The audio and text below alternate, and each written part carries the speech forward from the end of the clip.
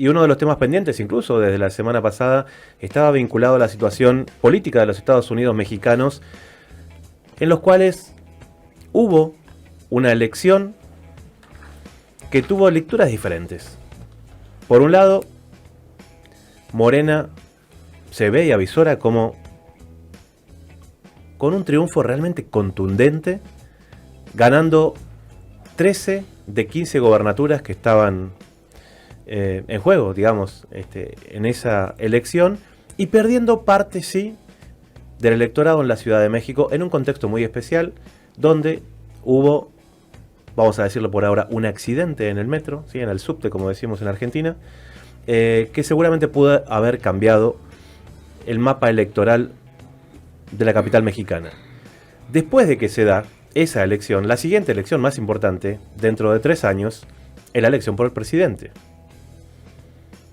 Y en los Estados Unidos mexicanos, los periodos presidenciales son de 6 años y no hay reelección. Por eso, quienes empiezan a levantar la mano, por la grande, como dicen en México, son aquellas personas que tienen un perfil presidenciable, que son parte del riñón de este movimiento, que es la 4T, y que dicen, señores, yo me postulo para darle continuidad a este movimiento político una vez que el compañero presidente Andrés Manuel López Obrador cumpla su mandato. El primero de ellos fue el diputado Gerardo Fernández Noroña, y hoy está aquí con nosotros acompañándonos. Diputado, te mandamos un saludo muy muy grande desde la ciudad de La Plata hasta México, y bueno, con ganas de hablar de muchísimos temas. En primera instancia, aquí con mi compañera María Liconti y quien te habla, Sebastián Salgado, queriendo entender y dimensionar cómo quedó actualmente el mapa político de México. ¿Cómo estás? Muy bien, muy buenas noches al auditorio, gran abrazo al pueblo argentino y a todos los que lo escuchan en los diferentes lugares. Pero sí, sos un gran referente para decirnos cómo quedó el mapa político mexicano y cómo entender que los medios corporativos intentan presentarlo como una derrota de Morena y de la 4T, cuando a todas luces vemos la conformación de cómo quedaron, el avance en las gobernaturas de los estados de Morena, y es apabullante. Sí, apabullante. Y ese partido Morena es un fenómeno singular. Es el partido más importante de México y América Latina, más grande políticamente en cuanto a representación, y es un partido muy joven, se formó en 2014, si mal no recuerdo, 7 años. En 2015 tenía de 500 diputados que forman la Cámara de Diputados en México, tenía como 37, la mayoría de representación proporcional. Hoy es la fuerza política más importante del país. No solo ganó en 2018 la presidencia de la República con el compañero presidente López Obrador, sino ganó la mayoría de la Cámara de Diputados y la mayoría del Senado. No la mayoría calificada, pero una mayoría muy amplia, que le permite aprobar todas las leyes secundarias que sean necesarias para reformas constitucionales. En la Cámara de Diputados, en este periodo que termina en agosto, logramos 2/3 con una suma de un partido que no nos apoyó en 2018, que es el Partido Verde, y que ahora sí fuimos juntos, y un rompimiento del PRD, que era el partido electoral de izquierda más importante del país y que acabó hecho pedazos. Hoy apenas tuvo el 3% de la votación, lo necesario para sobrevivir, y que se fue a apoyar al PRI, al PAN, que son los partidos de derecha que siempre se enfrentaron en México y que ahora fueron juntos, PRI, PAN, PRD, en la desesperación de la derecha, financiados por la Embajada de Estados Unidos a través de un empresario que se llama Claudio X González, y que tiene una organización que se llama Mexicanos contra la Corrupción, y entonces con ese pretexto el gobierno de Estados Unidos los financia en esta guerra que hay para buscar, una posición golpista para buscar tirar al gobierno del compañero presidente. Ellos pretendían ganar la mayoría en la Cámara de Diputados, porque la Cámara de Diputados en México tiene la atribución exclusiva de decidir el presupuesto, y al ganar la mayoría a la derecha pararían todas las obras y los programas sociales y la política. La política se hace a través del presupuesto público que hace nuestro gobierno. y fracasaron. Y vendieron su derrota, no alcanzaron ni un tercio. El PRI y el PAN fueron los partidos políticos más importantes en México hasta antes de 2018. Tuvieron la presidencia del PRI todo el siglo XX prácticamente, y el PAN la tuvo de 2000 a 2006, con Vicente Fox, cabeza hueca, le digo yo, y con un hombre que usurpó la presidencia, Felipe el Sagrado Corazón de Jesús Calderón Hinojosa. Dos periodos la tuvo Acción Nacional. Eran los partidos más importantes políticamente y ahora están cada vez más disminuidos y se juntaron, eran enemigos irreconciliables y se reunieron para ganarnos la mayoría en la Cámara y no lograron un tercio. Ahí, diputado, hay un punto importante que usted pasó, pero no deja de llamarnos la atención y está vinculado al financiamiento de la Embajada de Estados Unidos a este personaje que intenta aglutinar estos grupos, que es Claudio X González. O sea, ¿es legal recibir dinero en México para formar una oposición desestabilizadora como la que están intentando agrupar? No, es totalmente ilegal. Un partido que reciba financiamiento del extranjero es causa suficiente para cancelarle el registro, para desaparecerlo. Pero el órgano electoral sirve a ellos, es un órgano electoral formado por la derecha, por el PRI y el PAN. Entonces, yo los denuncié en la comisión permanente, que es la representación de senadores y diputados entre sesiones y sesiones de cada cámara, y los denuncié como golpistas y que estaban siendo financiados por la Embajada de Estados Unidos, pero el INE no hizo nada y ellos son muy desvergonzados. Pero a pesar de ese financiamiento ilegal, a pesar de que hicieron prácticas de fraude electoral, comprar el voto, amenazar al electorado, triquiñuela y media, que usaron los gobiernos de los estados para tratar de tener mayoría en la Cámara de Diputados, no obtuvieron ni un tercio. Y el radio y televisión con ellos en campañas de denuesto, de calumnia, de tergiversación permanente en contra de nuestro compañero presidente. A pesar de eso, perdieron. Y presentaron, desde la noche de la elección del 6 de junio, salieron a decir que habían ganado, que había sido victoriosa. Y luego cuando empezaron a tener que dar números, dijeron que habían logrado que nosotros no tuviéramos mayoría calificada, cuando a pesar de la fuerza de López Obrador, ni en 2018 alcanzamos 2/3 de la Cámara de Diputados. La logramos con el Partido Verde, que ya dije que no nos apoyó en 2018, apoyó al PRI y se vino con nosotros a una coalición legislativa desde 2018 y a una coalición electoral en 2021, y con un rompimiento del PRD. Con eso tuvimos los 2/3. Nosotros ganamos 12 de 15 gubernaturas, tú dijiste 13, 12 de 15. Ganamos 184 de 300 diputados de mayoría, el 62%, aunque vamos a tener como el 60%, quizás 58% de los diputados y diputadas de la Cámara. Ganamos 19 congresos locales de 32 estados de la República. Entonces, fue un resultado absolutamente favorable para la coalición Juntos Hacemos Historia, que formó Morena, el Partido del Trabajo y el Partido Verde.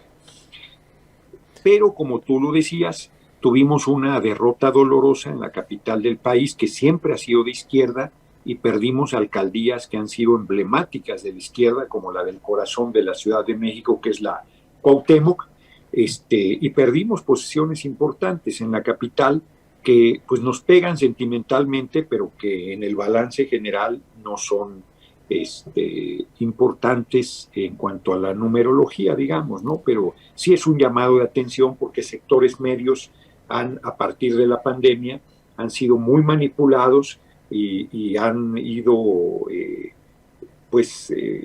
poniéndose en contra de nuestro gobierno, de nuestro movimiento, y en la capital del país fue particularmente fuerte.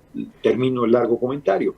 Ahora, por ejemplo, están con los niños y niñas con cáncer haciendo una campaña permanente de golpeteo a nuestro gobierno. Pues imagínate, es una causa pues que todo el mundo se solidariza, pues ni modo que repudies que los padres y madres de niños y niñas con cáncer protesten porque no han llegado los medicamentos o porque dicen que no han llegado, y lo usan para estar golpeando al gobierno, para acusarlo de irresponsable, de ineficiente, de inhumano. Bueno, ya llegaron al extremo de decir que el compañero presidente es responsable de 1,600 muertes de niños y niñas, que es lo que se conoce como lawfare, ir construyendo una causa aparentemente legítima en los medios de radio y televisión y luego meter una demanda legal y el Poder Judicial responde a la derecha, como la persecución que se hizo en Argentina de Cristina Fernández, para destruir, buscar, primero desprestigiar y destruir a un personaje político, en este caso para tirar al gobierno del compañero presidente, lo que se conoce también como golpe blando, ¿no? Todas estas maneras, como los golpes militares son muy difíciles de que pasen bien, es de mucho desprestigio, pues han ido desarrollando estas formas que usaron en Brasil con Dilma Rousseff y con Lula, en Argentina con Cristina Fernández, en Ecuador con Correa, en Uruguay, en Paraguay con Lugo, por citar algunos ejemplos. Buenas noches, diputado. Un gusto saludarlo. ¿Cómo estás, María? ¿Cómo estás? Buenas noches. Bueno, nos acabas de mostrar un panorama bastante positivo para México, ¿no? Sin embargo, dentro de 3 años vienen las elecciones presidenciales y aunque parece que estamos lejanos, la verdad es que con el tiempo que estamos corriendo no es así, ¿no? ¿Por qué es importante para los mexicanos, para el pueblo mexicano, comenzar a prepararse y comenzar a ver en este momento las elecciones presidenciales? Bueno, en primer lugar, porque el compañero presidente López Obrador pues, es un gigante, es un hombre excepcional, es un liderazgo único. Todos somos únicos, pero el compañero presidente ganó la jefatura de gobierno de la capital del país en 2000. En 2006 ganó la presidencia y le hicieron fraude, que fue muy doloroso. Se rehizo de ese fraude electoral, volvió a recorrer el país y en 2012 sacó más votos que en 2006 y volvieron a hacerle fraude e impusieron a Peña. En 2012, en 2013 le dio un infarto que casi lo mata y volvió a recorrer el país y en 2018 ganó con el 53% de los votos oficialmente. O sea, es un hombre de un carácter, de una tenacidad, de una voluntad, de un talento político impresionante. El gobierno dura 6 años y no hay reelección. Entonces, sustituir un liderazgo de ese tamaño está fuerte. Nadie llena sus zapatos, pero hay que sustituir ese liderazgo.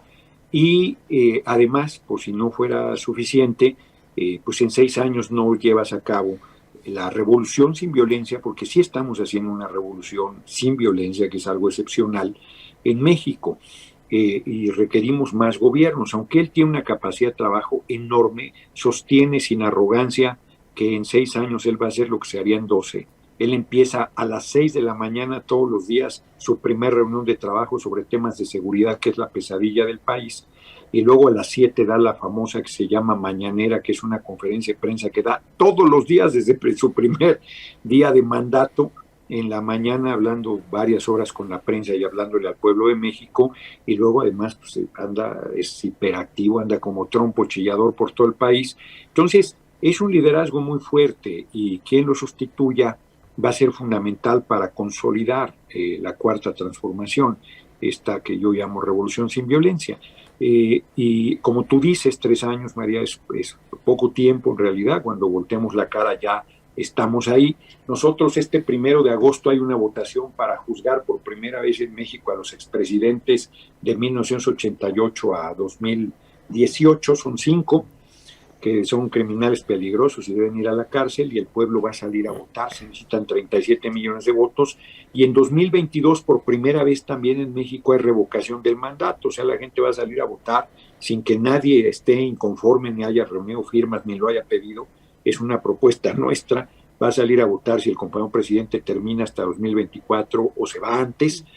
Estas 2 cosas van a salir bien, pero en 2023 tendremos que elegir al relevo del compañero presidente, y el perfil de quien sea pues va a ser fundamental para saber qué quiere el pueblo en los siguientes 6 años. Si quiere un liderazgo más moderado, que le ponga un poco de freno a las cosas, o si quiere un liderazgo que pise el acelerador para seguir con el proceso de transformación. Lo digo así de manera general, y de eso dependerá quién encabece la presidencia. El compañero canciller Marcelo Ebrard es un hombre muy talentoso, con una larga trayectoria política, ha hecho un trabajo sobresaliente, Él fue jefe de gobierno y construyó la línea 12 donde se dio el accidente que le costó la vida a 27 personas, si mal no recuerdo, y lo hacen responsable de ello. Entonces trae un problema fuerte y sin embargo es un fuerte aspirante. La actual jefa de gobierno es muy cercana al compañero presidente, es una mujer muy talentosa, de izquierda. Marcelo Ebrard viene del PRI, igual que el compañero presidente. Claudia Sheinbaum es una mujer muy capaz, muy calificada, muy talentosa, y acaba de haber un evento de 3 años del triunfo, y en realidad el partido Morena hizo un evento de respaldo a su posible, primero precandidatura y luego candidatura.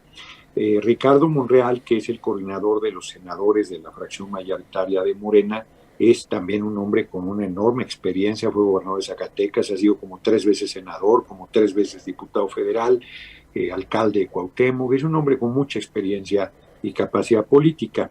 Y yo, que soy diputado federal, que es la 3ª vez que seré diputado, por primera vez en 100 años va a haber reelección inmediata, que es mi caso.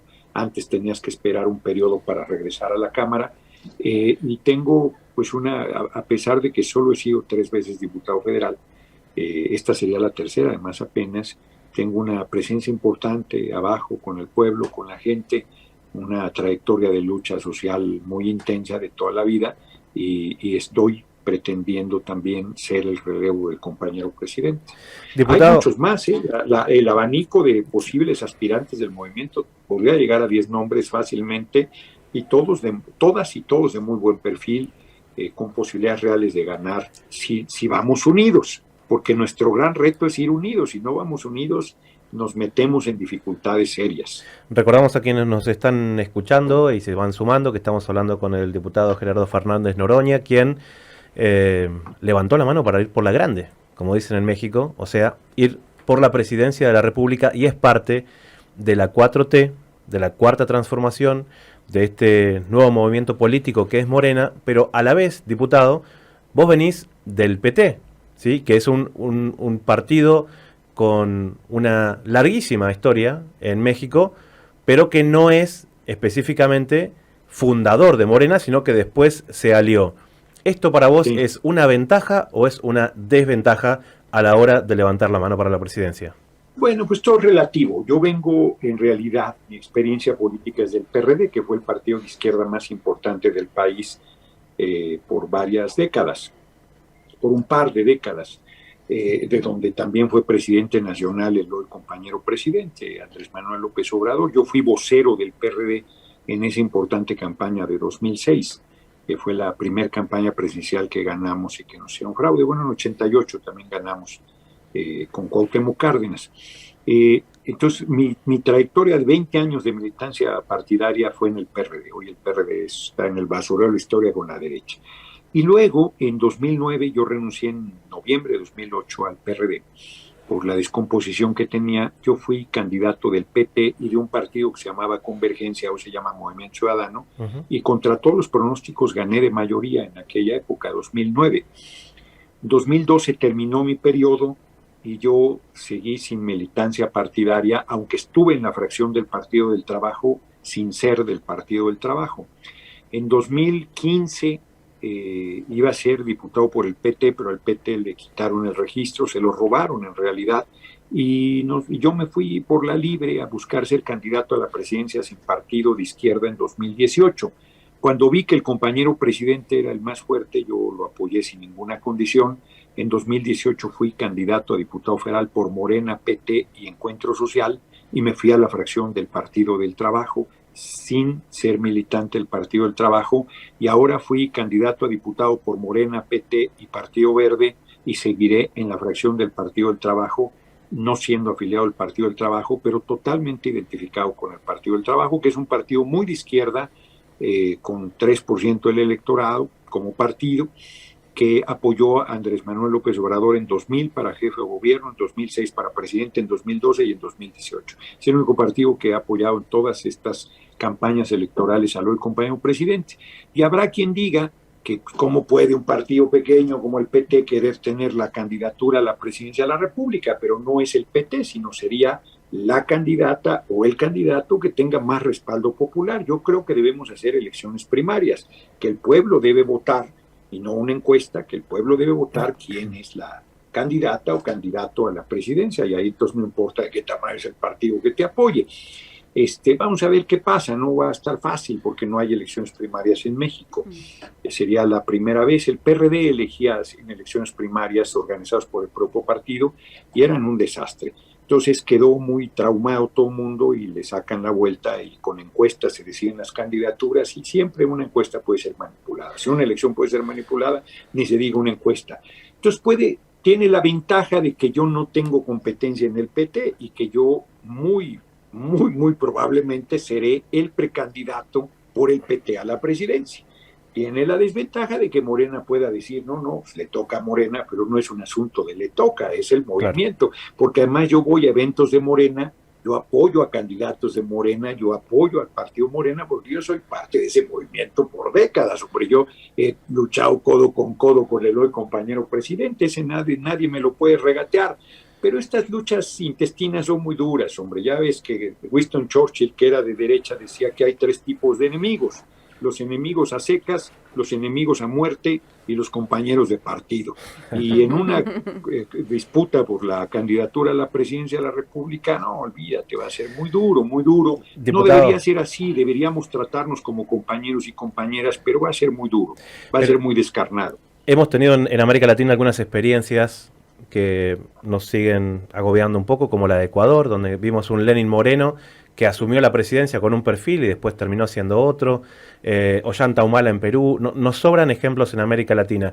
Y dentro de ese grupo que usted mencionó de, no todavía precandidatos, pero líderes políticos con ciertas aspiraciones, en el caso específico de Claudia Sheinbaum, que es la gran derrotada, vamos a decirlo así, porque es la jefa de gobierno de la Ciudad de México y que perdió un lugar que la izquierda mexicana había tenido hasta antes de su gestión.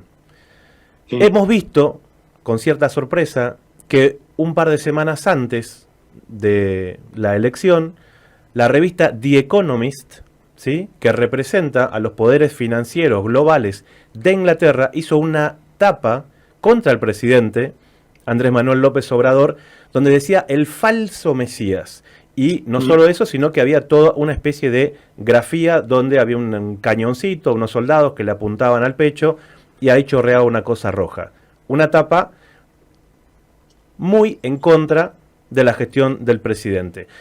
Pasa la elección, Claudia Sheinbaum pierde la Ciudad de México, hay que decirlo así con todas las letras, Claudia Sheinbaum pierde la Ciudad de México, y la tapa de otra revista que es prima hermana de The Economist, que es de... en la revista Financial Times, ¿sí?, también de Londres, que también representa a los intereses corporativos globalistas, hace una tapa a favor de Claudia Sheinbaum, como que el rumbo político que ella tiene es el que respalda al presidente López Obrador.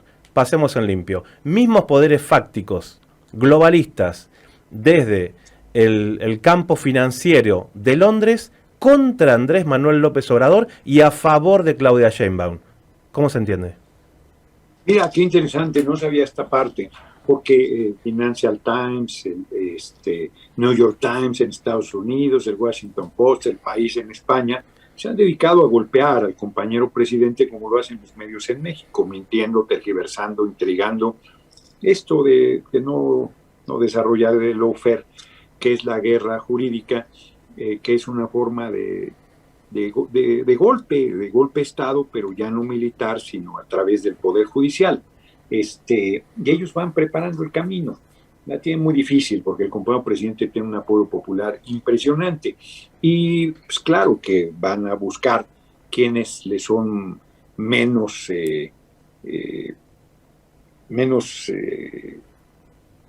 a esos intereses económicos, quienes consideran ellos que serían menos peligrosos, aunque no aguantarían a ninguno de nosotros, ¿no? Ni a Claudia Sheinbaum, creo yo. Claudia es una compañera de izquierda, es una compañera con una formación académica muy sólida, doctora en qué es, no sé en qué área social es doctora, Ella ha acompañado al compañero presidente en el Comité Ejecutivo Nacional del PRD, si mal no recuerdo, o igual ahí no, pero en el gobierno, cuando fue jefe de gobierno de la ciudad, sí, y en toda esta lucha de décadas. De hecho, ella y yo fuimos voceros, yo fui vocero del PRD y ella entró como vocera del candidato. Nos coordinamos bien en esa época. Y bueno, sí, hay sectores económicos que lo pueden ver con simpatía. Ese asunto de ella. Yo, si te oyeran aquí en México esto que acabas de decir de ella, que es la gran derrotada, te quemarían en leña verde porque hay compañeros, compañeras que la apoyan. Acaban de hacer un evento muy fuerte el 1 de julio, que fueron 3 años del triunfo del compañero presidente, y prácticamente fue un evento de lanzamiento de su aspiración. Es una buena compañera, yo creo que es una mujer capaz y sí, fue malo el resultado en la capital, no la tiene fácil, es muy cercana al compañero presidente. Yo francamente sostengo mi aspiración en el apoyo del pueblo de México, en el respaldo que la gente me da y me seguirá dando.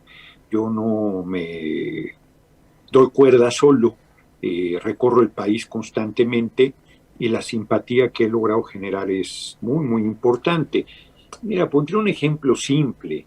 El canal del Congreso en YouTube tiene, creo que de 2012 para acá, los videos de las intervenciones de legisladoras y legisladores.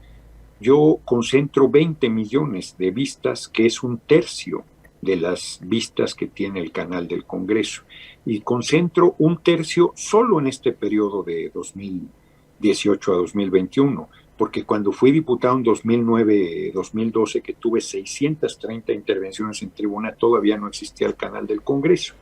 Tengo un nivel de respaldo, de simpatía realmente fuerte, y yo creo que, diríamos en México, soy el caballo negro, porque sin ser o outsider le dicen también, pues soy del movimiento, soy parte, pero como viento apuntas, no soy de Partido Morena. Podría afiliarme a Morena, pero creo que sería un error y una ingratitud para con el Partido del Trabajo, que me ha apoyado de manera muy sólida. Entonces yo seguiré ahí, seguiré en la fracción del PT, seguiré haciendo mi tarea como legislador, seguiré desde ahí recorriendo el país, y en 2023 se decidirá. A mí lo que digan los poderes fácticos no me preocupa en lo absoluto, no porque no piense que tienen un peso y una fuerza muy importante, pero porque somos un país soberano y es nuestro pueblo el que decide quién va a conducir el rumbo de la nación, no lo van a decidir esos poderes fácticos. Eso lo hacían cuando el PRI y el PAN gobernaban.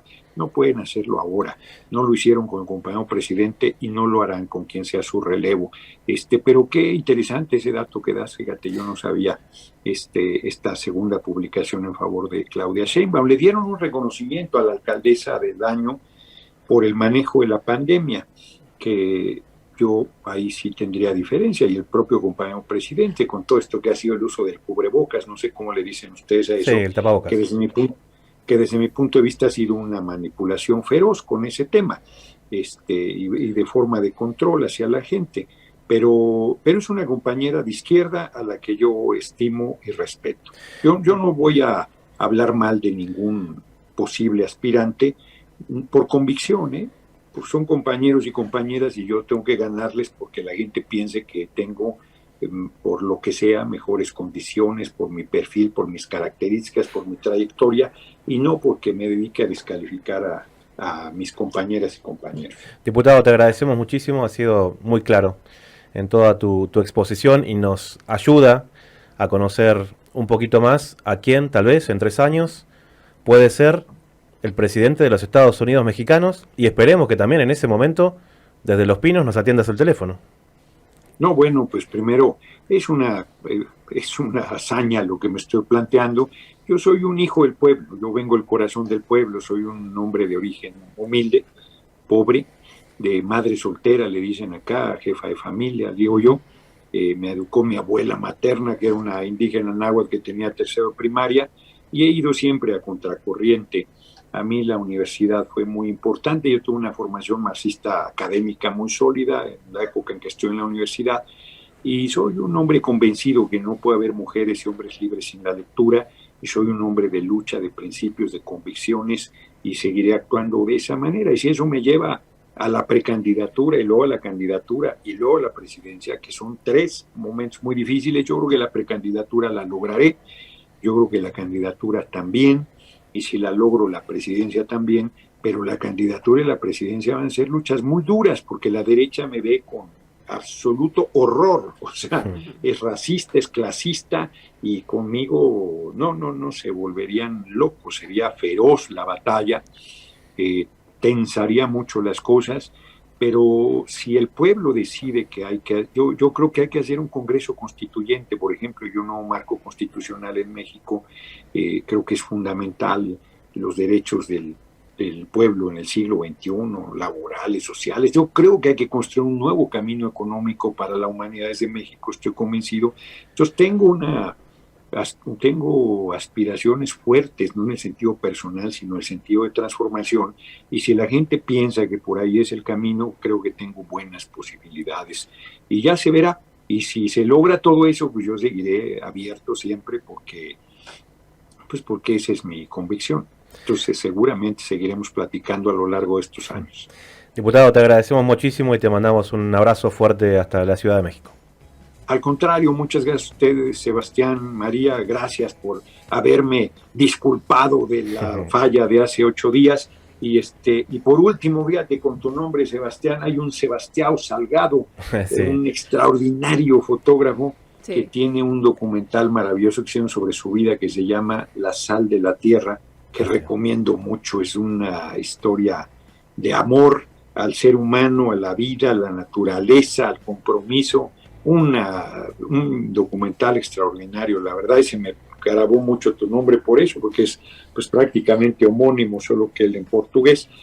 Y María, muchísimas gracias, de verdad, un abrazo allá hasta la ciudad de La Plata, que no conozco, ya me tocará conocer en una próxima visita que haga a Argentina, cuando acabe toda esta histeria de la emergencia sanitaria, porque ahorita no hay ni manera de viajar, y más es un horror con todos los controles que ponen.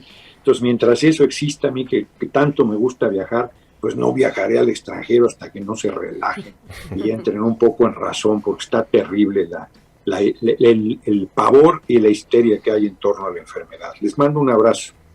Era el diputado Gerardo Fernández Noroña, que aspira a la presidencia de los Estados Unidos mexicanos.